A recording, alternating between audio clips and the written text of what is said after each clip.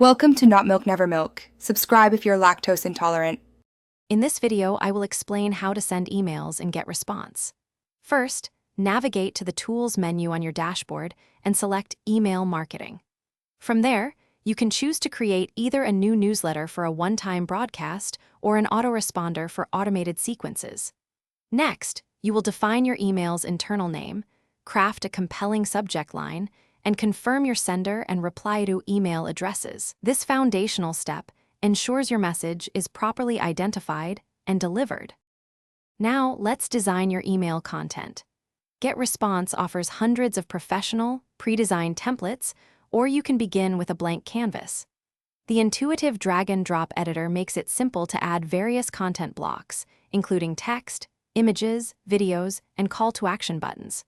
Remember to personalize your message using custom fields, which allows you to address each subscriber by their first name, creating a more engaging and relevant experience for your audience.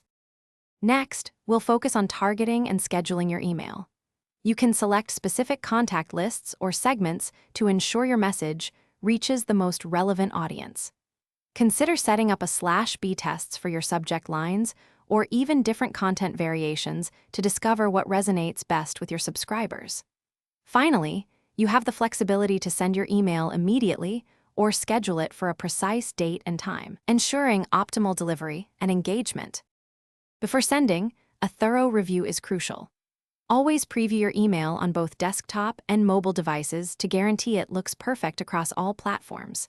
It's also highly recommended to send a test email to yourself or a few colleagues to catch any last-minute typos, broken links, or formatting issues.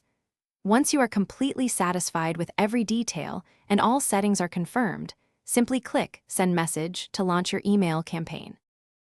Thanks for watching. If this was helpful, leave a like and consider subscribing. See you next time.